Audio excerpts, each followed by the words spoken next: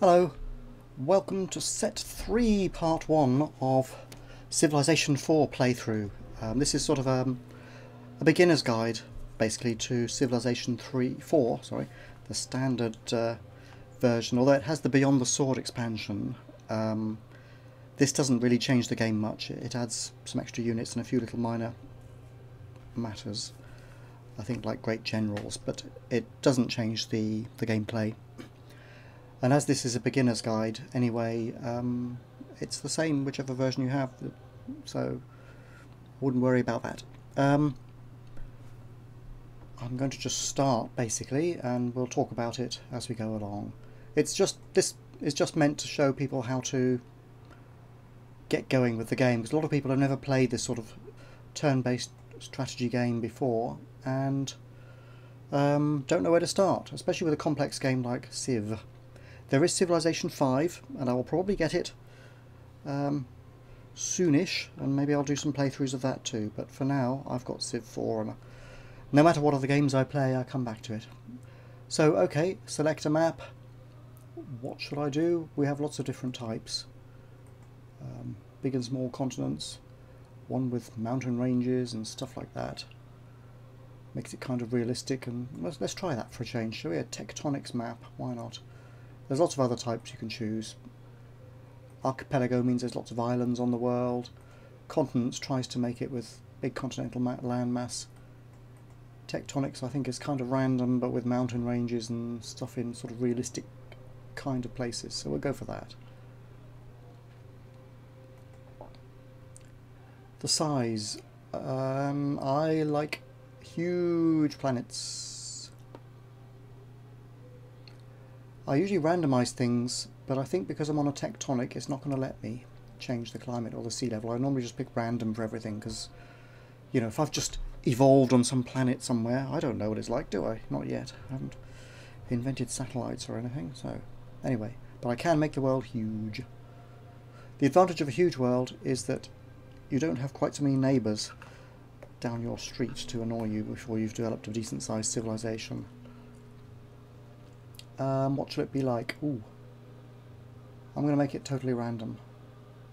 It'll be one of these. It could be a randomised actual Earth, or it could be islands or lakes, or, well, random. Could be one huge continent, I don't know. Aridity. Random. I like randomising stuff, you can tell. Civilization. Well, the game allows you to play lots of different civs. You could be Montezuma, you can be Hannibal of the Carthaginians, you can be Mao Zedong, or, indeed, Qin Shi Huang, or whatever he's called. You can be Japanese, you can be Malinese, all sorts. A few of these are added from the Beyond the Sword expansion, but most of them are available in the original set. I'm going to go random. Each civilization has slightly different characteristics. Maybe they've got some specialist unit which is better, or they're good at something. We'll see. My name, I'm going to be... Ooh. Well, I'm Martin, but I'm going to be Alphatucana, which is my website. Why not, eh? I might already have some Alphatucana save games, I'll have to be careful. But there we go. Okay. Go. Oh, difficulty level. If you're new to the game, you might want to start on Settler. On Settler level, the civilizations leave you alone pretty much completely. Anything above Warlord, and they're really rather aggressive. I'm going to choose Quick Game because it'll help with the demo. I'm going to choose Warlord, although I haven't played this game for a while and I'm a bit out of practice actually. So I may well get beaten, but I don't actually play to win actually. I just like messing about with the civs, so don't expect my play to be fully optimised for top quality play. It's more about messing about and enjoying building up a civilization. That's what I find most interesting about the game, really. I mean, there are war games which are just about war, and that's okay, but I like the other aspects of the play. the whole big picture. You're trying to get your civilization out of the Stone Age and into the Space Age, basically. So, can I play the game? Yes. Ooh. I am Zara Yacob of the Ethiopian Empire. I'm creative and organised. I have a unique warrior for the Stone Age, probably. He replaces a musketman, so the early industrial era. And I have an improved monument. Plus I start off with a couple of technologies. We'll get into all this. Let's just get started. Click. Here we are. I have a scout and I have a settler. The great thing about a scout is he's meant to explore, and some civs start with a scout, others have to build them. I have got a scout to start with, and if I point at the flag down here, you can see it pops up on the left. I have +2 culture per city. That means I'm good with culture, and I'm good with the library as well, which is sort of a cultural building that you can build to improve your civilization. And indeed with theatres and coliseums as well. I'm also organised. It's less expensive to keep my civilization going, basically civic upkeep. My council taxes are low. And I can speed up the building of some other things as well, lighthouse, factory, courthouse, and so on. So some quite good advantages there.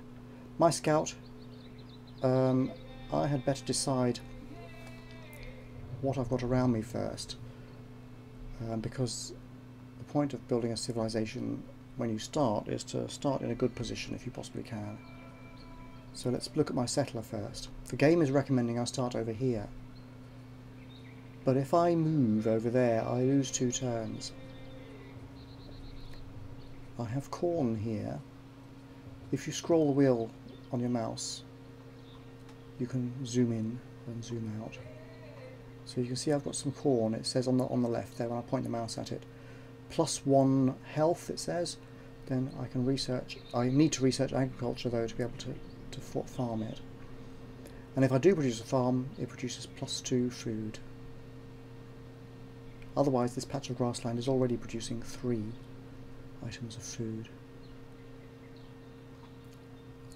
It's optional whether your squares show this or not. I think you press this button here to show it. It seems to be showing it anyway, actually. So I don't know. But I'm not going to move. I'm going to settle here and take my chances. Because moving 2 turns, there are other civilizations settling at exactly the same time. And although 2 turns doesn't seem like much in a game that actually lasts, I don't know, a few hundred turns or something like that, it actually does make a difference if you're behind at the very beginning. My civilization might grow faster there, but I don't have the time to move, really. I'm not going to. I'm just going to settle. So I click the button here that says Build City. I can stick with that name or change it. I'm just going to say, okay. Oh, and it's nice there. I've got some cows and something else. What do I need to build? Well, I might want to be defensive and build a warrior, but I'm actually going to build a worker because I've got lots of things to improve here. Workers build the farms and things. Now I'd better start exploring around because I need to find out where I can put my second city. Eventually I'm going to build a settler. Let's just go here. Oh. Okay, next turn. Click the red button. Well, I've got stuff that could do with a worker. Agriculture is the thing. That was one of the earliest discoveries of humanity, after all. Looks like it's just ocean up here, so there's not much to see. A scout, I said, has 2 movement, but I'm moving on hills, so maybe that's the reason he's not really moving very far. I might as well be complete and go right to the end. You right-click. You select your unit with the left button, and you right-click with the mouse to move him. I've programmed 2 moves ahead now. You can change it. This display on the city here I have plus 20% defence. I have a population size of 1, and I'm building a worker who will appear in 7 turns. It might be worth my while looking at options before we go on. I usually like to tweak the options in a game. If you click the little button up here, you can go to options, and you have various things. It'll give me tips from time to time.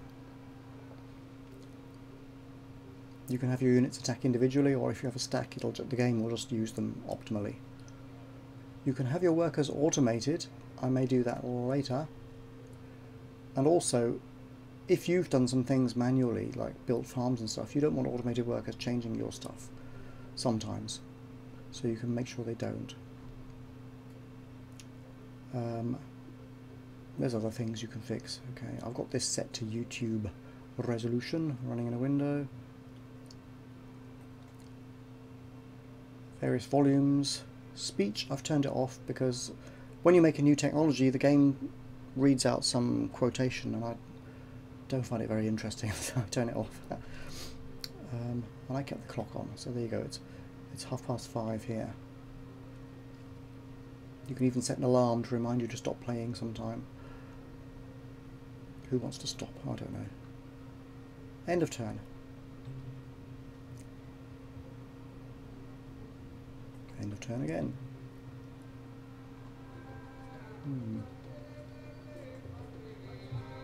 Can he still move? Yes. Oh. A little hut. And some clam. See, there's piggies here. Hills are good for mining, later for resources. Clam here, rice here. What is this stuff? Marble. Speeds up buildings if you've got that. Agriculture, I can build a farm. I haven't got a worker yet, so I've got one. Animal husbandry, well, that'll be useful for these cows, so go for it. Go, what's this?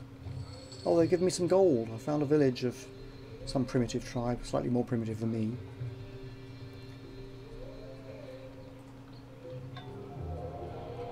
Somebody has founded a religion. Ooh. Religions can help you make money, basically. Strange that, eh? Nothing much to do with holiness in this game, I'm afraid. If you stand on a mountaintop or a hilltop, your unit sees further, which is good if you're exploring. What I'm looking for is to find another place which might be good for me to found a second city in a while. To do that, I have to build a settler. Oh. Now I have the option of building a settler, but my preference is to wait until a bit later in the game, because while you're building a settler, your city doesn't grow. You see this star has turned to green? That means the city's growing now. When I was building the worker or the settler, or if I were to, it would not grow while I do that. I'm going to build a warrior to defend my city, just basically.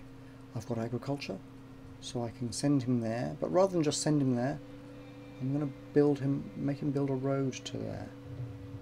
So I click on that, left button, and then I click on that, and he'll build a road there, and then he'll build a farm, I guess, or I'll make him do so. I'm not going to automate him yet. I will automate workers later, almost certainly. After you've got a few of them, it starts to get a bit much in the micromanagement department. We've got some wheat over here.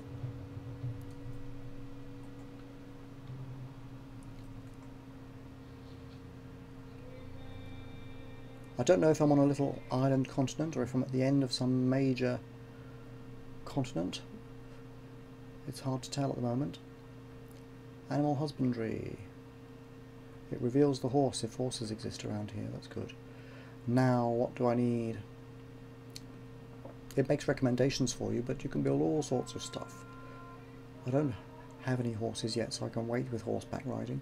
Masonry allows me to build some buildings, which is useful. Archery allows me to build archers, which is very useful. They're good defensive units. Pottery allows me to build a granary, which speeds up the growth of my city. And so on. It's like, oh my god, what am I going to do?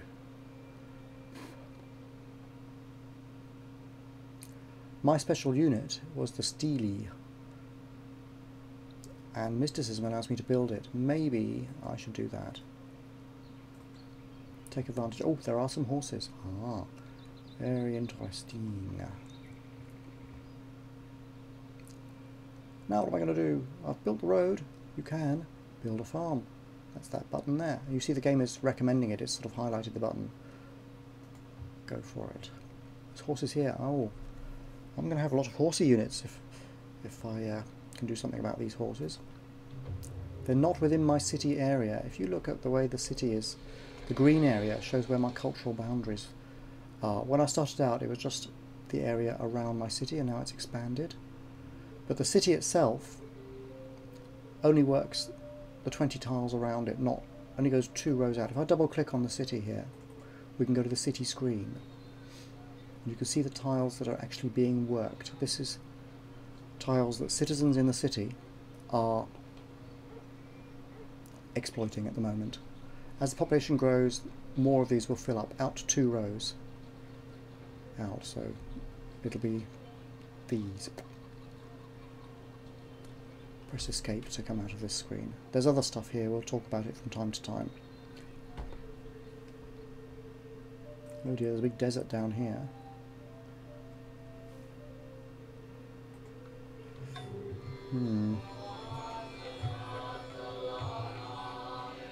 Cities in deserts don't grow very much. There is an oasis here, there might be something handy, but these squares are not very fertile, as you might expect. I've got corn, which increases my health, as I mentioned earlier. And in all cities connected to my capital, that means connected by roads or rivers or by the sea.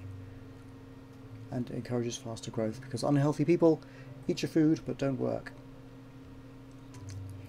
What am I going to do? Do the cows next, or I could build a regular farm. I'm going to take advantage of my super duper skills and just and develop these places. I'm going to build a road across to the cows. It may not be the most efficient thing. There's always choices in this game, as in real life. You never quite know if your strategy is going to work. I have mysticism. I can build a stele, or I can try and build Stonehenge, which gives me a free stele in every city that I build.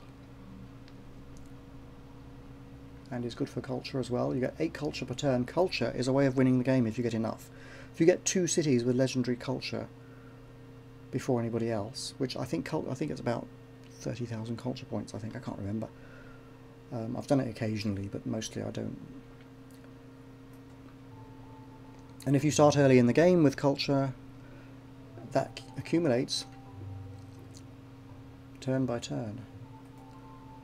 Pottery. I'm going to try and make my city grow anyway.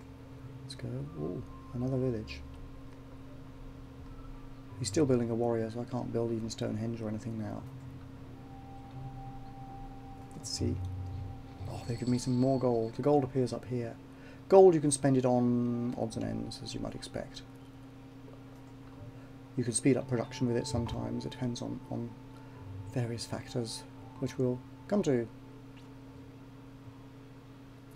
I have a warrior, hooray! He's going to settle there, but first, Stonehenge 40 turns. I know my city's going to grow. I have a feeling I need another scout first before I even consider Stonehenge. I'm just going to have him fortify and sit there in case there are barbarians around. I haven't seen any barbarians. It looks like this is a quiet world. Sometimes you have barbarians all over the place and they attack your city and they're just a nuisance.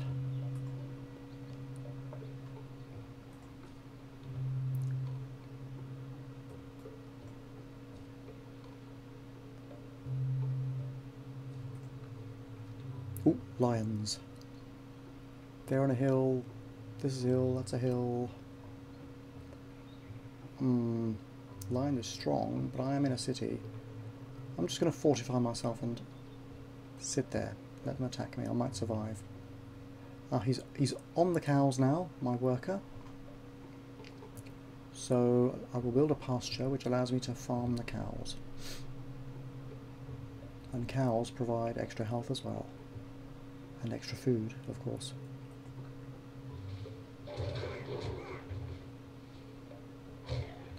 by 1.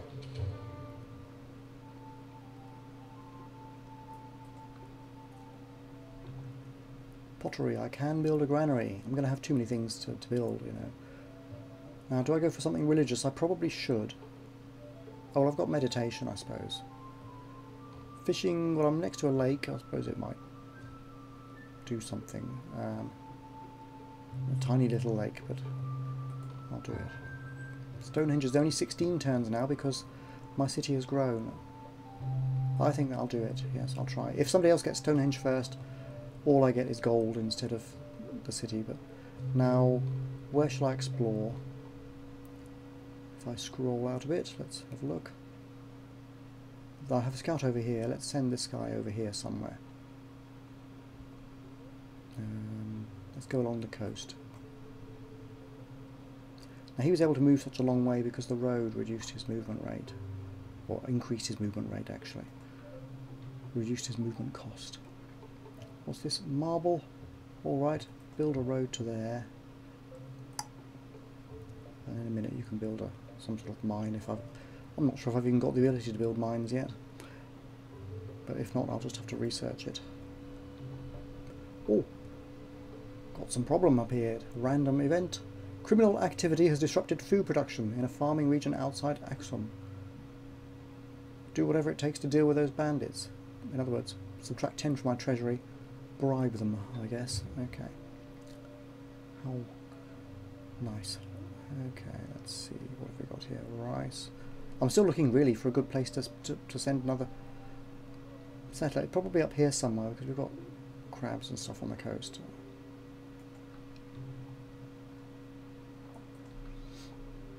Archery.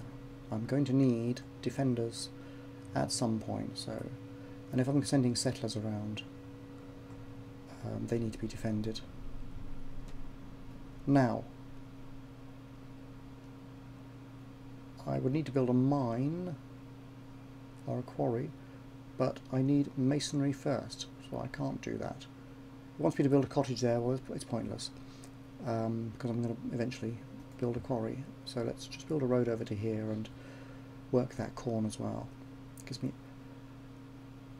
extra corn, which I can use. You only use one of the corns, I think, if I remember rightly, but the others you can trade with them. This is quite a fertile crescent, isn't it? It's a bit like Babylonia back in the old times,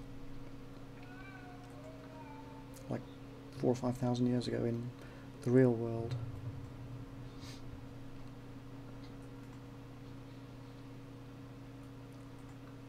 I haven't met any other civilizations yet. That's unusual. You normally meet them really quickly, so it's, with any luck, I'm on this island by myself, which I would really, really prefer, because I don't like meeting other civilizations, because then you've got to fight them or something, or at least, you know, deal with them anyway. Archery, hooray! Masonry then. Oh, I've built Stonehenge. Oh.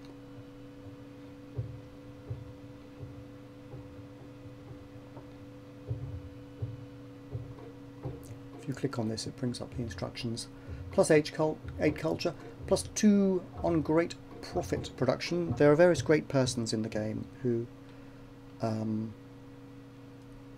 they add properties to your cities, or they have special powers one way or another.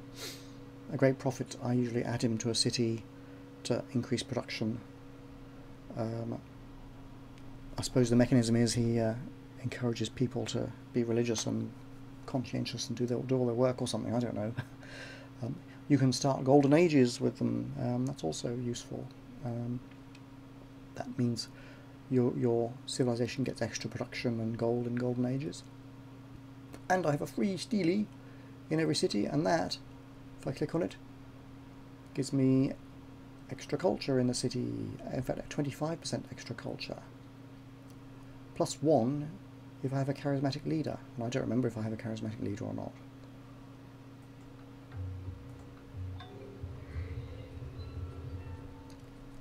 Let's build a barracks, an archer, and a settler. Right. A barracks to make my units stronger.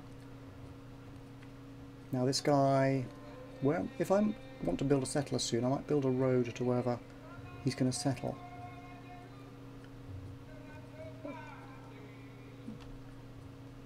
Difficult to know. I'll probably... I could put 2 cities up here, really, although they'd overlap with this one a bit. I suppose a settler would go up here, maybe, because then he could work. He wouldn't be able to work the pigs if he was right on the end, but if I put him there, then he can.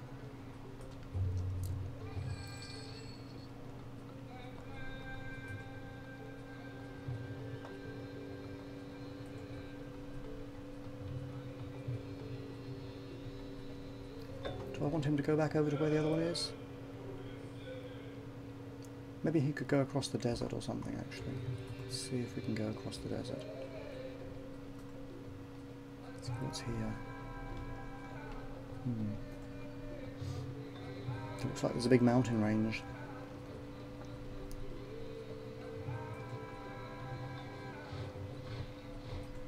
Archer. Ooh.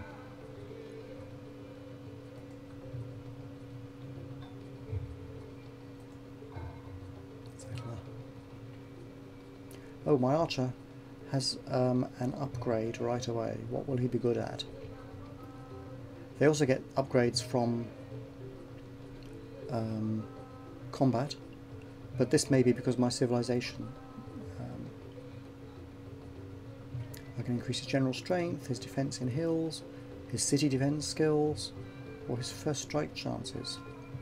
The unit itself, if I point at him here, he has a first strike chance. He has 50% city defense, 25% hills defense, and he's quite strong at a strength of 3, if you can see at the top. When he moves, the foot symbol means he moves 1. I'm going to give him extra city defense, really boost that up, and then fortify until the city is built. What's here? Ooh. They provided me with a warrior, excellent, and there are lions.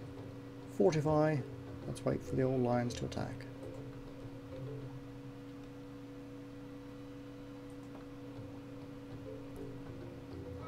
Well, I'm probably going to build a coastal city, so let's get sailing ready.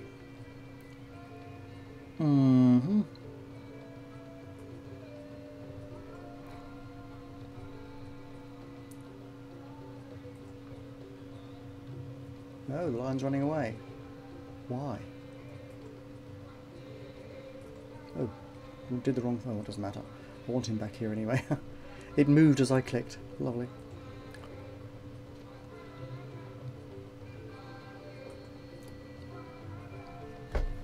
How far does this desert go? Yeah, go down here and build that quarry. It'll improve my building speed. My city has a little red guy on it. That means they're unhappy. I should turn the music down a bit because YouTube will probably complain about it, you know.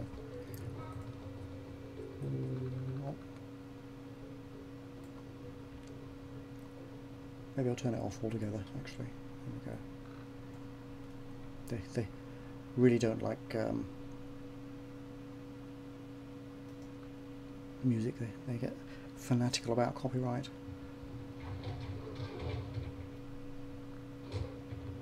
Alright, well, these warriors might as well explore a bit as well. I still want to get across this desert though. Am I right at the edge of the world? I am. Stonehenge was built and this is the southern desert. And there's no ice here. This is a world without polar ice caps by the looks of it. I built a settler. I might as well build a granary actually. I haven't done that. Let's see why the city is unhappy, shall we? It's too crowded. I need something religious or something to make people happy, but there's not a lot I can do at the moment. As new inventions are made, new ideas happen. Now I want to move my settler, and I want to take an archer with him, so I hold down the shift key and I select the archer and the settler, you see? And then I can right click and they will both move to here. So there's nowhere to go. Right, okay. I'll leave the other scout to do over here, and you can go and find out what's down here off the edge of the world. It isn't the edge of the world, it's geomorphic map, but it's a cylindrical world probably, or something of that sort. You can't go off the ends, but you can go around the sides. Oop. Dodgy lion. My settlers have arrived already. Now they can work, or they will be able to work, these squares that are green, and when culture grows, it goes out to these three, not the diagonals, these three, and these three. So it's going to be pretty good. Corn, hills here, pigs, more hills. It's quite good, quite a good location, and water, which is good for money. Gondar. What do I like to build? A workboat, because probably I'll be able to do these by the time it's built. A workboat is like a worker for the sea. Archer, defend. There you go.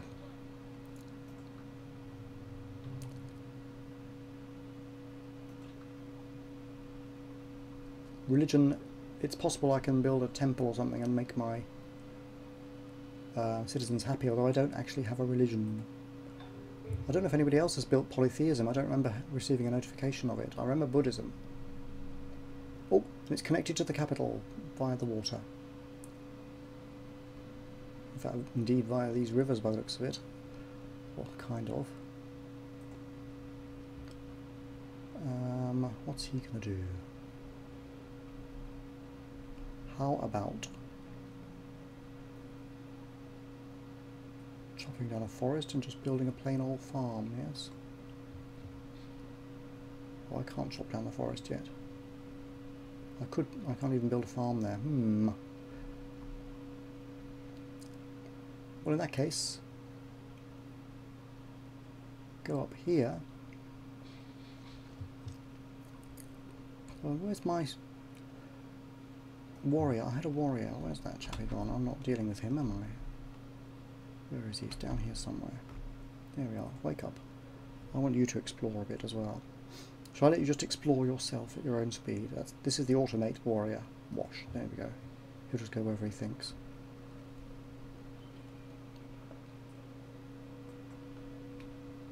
This desert is a bit dull, isn't it?